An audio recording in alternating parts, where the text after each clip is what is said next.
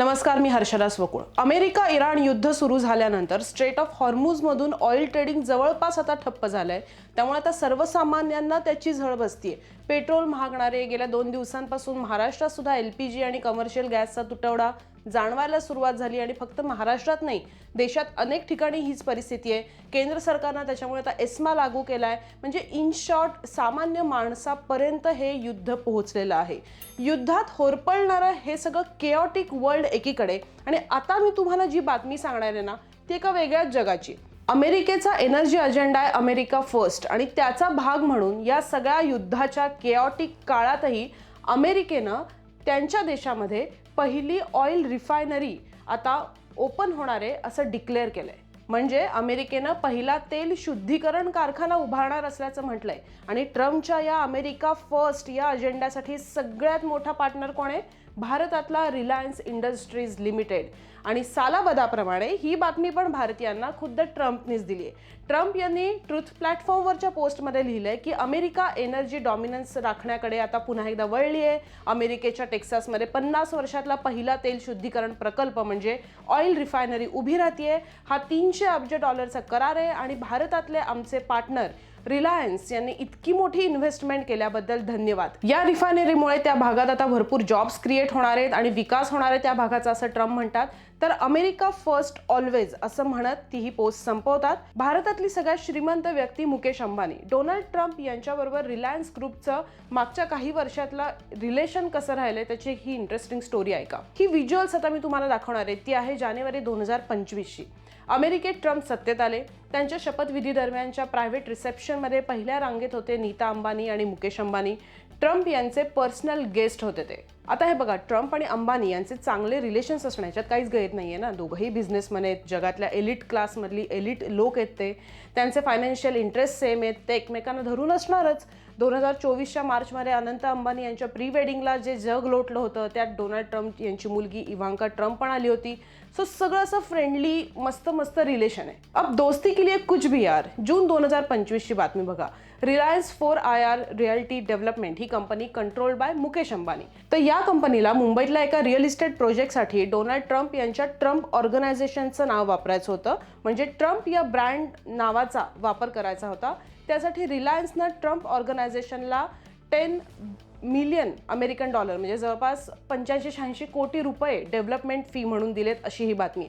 या पेमेंटमुळे ट्रम्प यांच्या रिअल इस्टेट कंपनीमध्ये जितके केवढे फॉरेन डेव्हलपर्स आहेत ना, त्या लिस्टमध्ये आता भारतातली सर्वात श्रीमंत व्यक्ती मुकेश अंबानी एंटर झालेत. हे मी नाही सांगत आहे, द वॉल स्ट्रीट जर्नलमध्ये हे छापून आलंय. अर्थात हे पुन्हा सालाबादाप्रमाणे कळलं कोणामुळे? ट्रम्पमुळेच. कारण त्यांच्याच अॅन्युअल फायनान्शियल डिस्क्लोजर रिपोर्टमध्ये ही माहिती कळली आणि त्यानुसार द वॉल स्ट्रीट जर्नलमध्ये ही बातमी छापून आली. आता मुंबईमध्ये हा प्रोजेक्ट कुठे कधी होणार आहे याची माहिती या बाबतीत अजूनही पुढे आलेली नाहीये. सो रिलायन्स आणि ट्रम्प ही पार्टनरशिप फक्त ऑइल, एनर्जी, रिअल इस्टेट एवढीच नाहीये, तर ती टेकमध्ये पण आहे. कारण रिलायन्सची डिजिटल विंग जिओचे ties US tech giants Google आणि मेटामध्ये पण आहेत.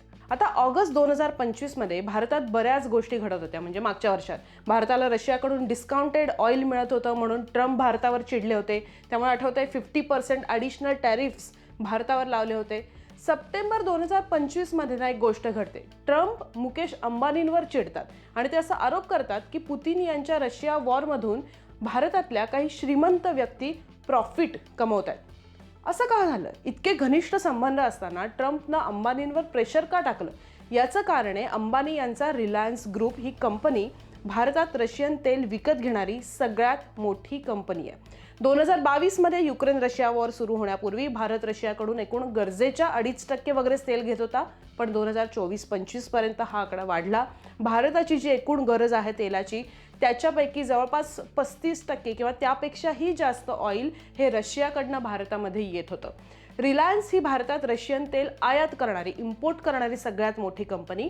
भारतात येणाऱ्या रशियन तेलापैकी जवळपास 50% ऑइल हे फक्त रिलायन्सकडनं भारतात येतं. गुजरातच्या जामनगरमध्ये रिलायन्सची रिफायनरी आहे, ती सगळ्यात मोठी रिफायनरी आहे.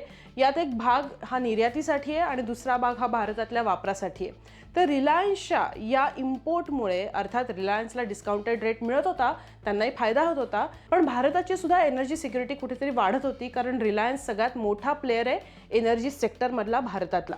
पण वॉशिंग्टनमध्ये याचं ब्रँडिंग झालं वॉर प्रॉफिट असं.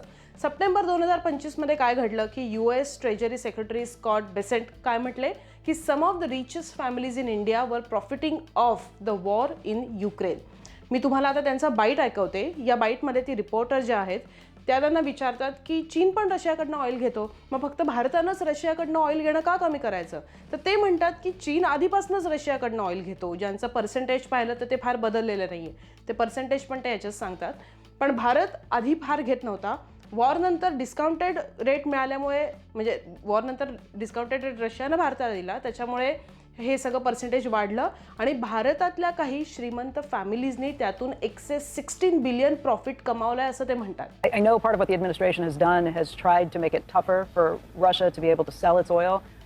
It cracked down pretty tough on India, which is importing a lot of Russian oil, but not so much when it comes to China. Is China in the wrong for importing so much Russian oil as well? I think they import just as much as India does. Well, let's go back and look at the history, though, Becky. And look, China importing it is suboptimal. But if you go back and look pre-22, pre-invasion, 13% of China's oil was already coming from Russia.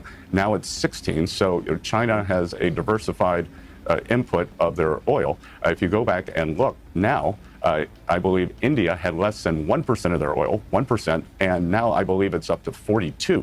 So wow. India is just profiteering. Or they are just profiteering. They are reselling. They made 16 billion in excess profits. Some of the richest families in India.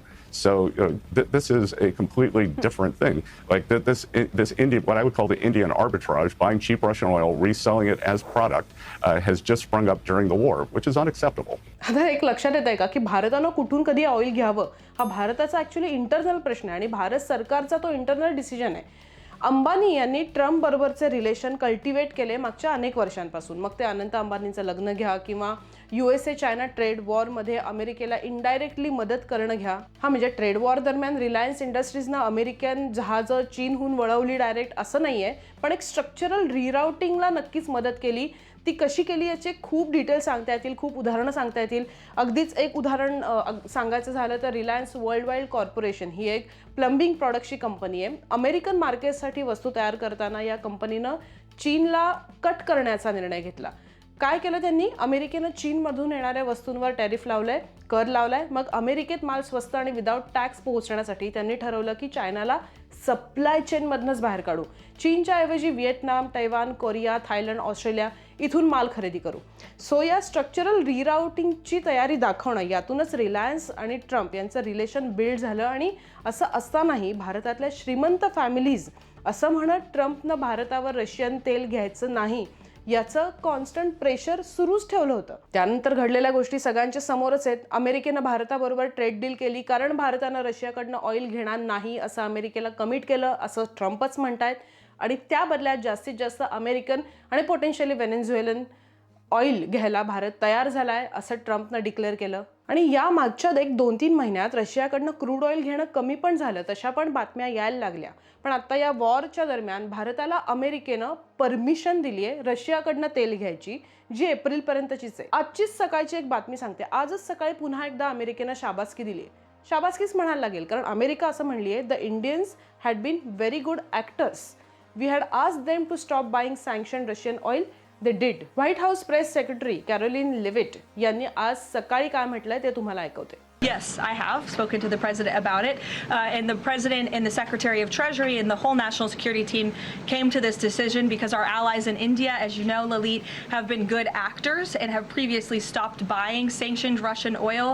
So as we work to appease this temporary gap of oil supply around the world because of the Iranians, we have temporarily permitted them to accept that Russian oil, and this Russian oil was already at sea, it was already out on the water, so this short-term measure, we don't believe it will provide significant financial benefit to the Russian government at this. तर अशा अमेरिकेच्या पहिल्या वहिल्या oil रिफायनरीसाठी जगभरात तेलाचा तुटवडा वाढलेला असताना अमेरिका फर्स्ट या अजेंड्यासाठी सगळ्यात मोठा इन्व्हेस्टर आहे भारतातला रिलायन्स इंडस्ट्रीज प्रायव्हेट लिमिटेड.